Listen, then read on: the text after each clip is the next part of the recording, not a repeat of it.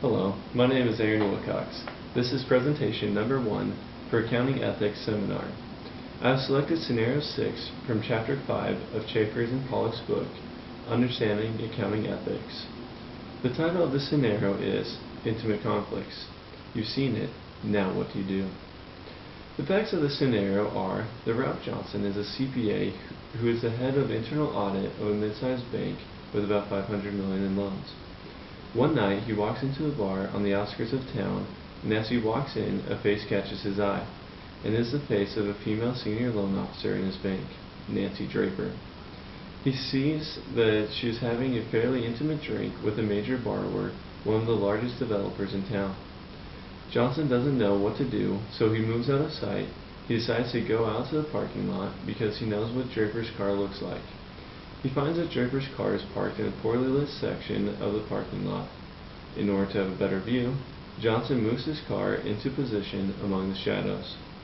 15 minutes later, Draper and the major borrower come out, and even before Draper puts the key in her door, the developer acts in such a way that there can be no doubt as to the intimate relationship that exists between them. Johnson stays and observes until Draper drives off. The question of this scenario is that the next day, Johnson sees Draper at work and is not sure what to do. Draper's relationship with the major borrower/developer is a serious violation of bank policy. However, Johnson is very concerned because he has heard rumors that Draper has also been intimate with the bank president, and Draper reports to the bank president. As head of the internal audit, Johnson has the authority to initiate a review of the loan relationship, but Johnson doesn't know what he should do.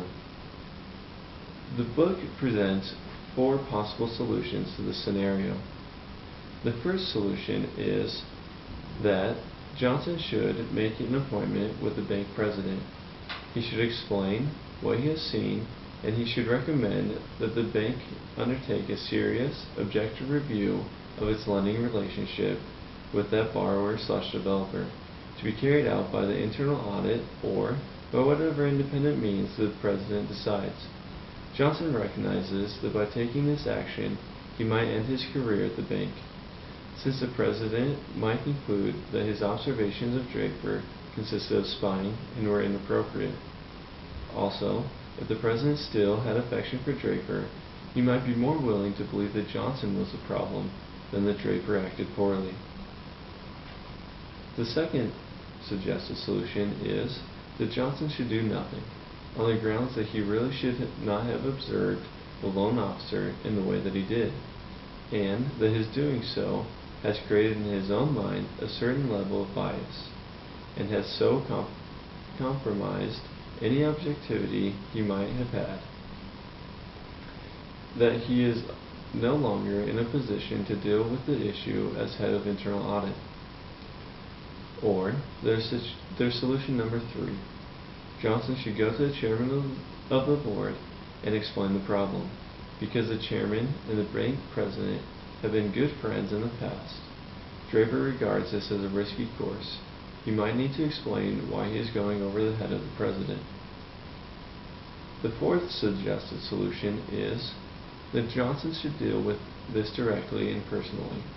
He should approach Draper directly and say something like, "At the bar last night, I saw what seemed to be a serious violation of company policy as regards your relationship with one of the bank's major borrowers. As head of internal audit, I must insist that you either break off the relationship or resign from your position at the bank, or both." It's very clear to me after reviewing these possible solutions that obviously solution number 2 is not even an option. Johnson has the responsibility to report any findings that he has. Also, solution number 4 doesn't seem realistic. If Johnson directly approaches Draper, he could possibly jeopardize his own career as well, because Draper may find a way to frame him and make him lose his job. I see that solution number 1 is the best possible solution, because Johnson could talk to the president and start the proper investigation. If Johnson sees that his job is in jeopardy, He then could approach the chairman of the board. And I find that this is the best conclusion.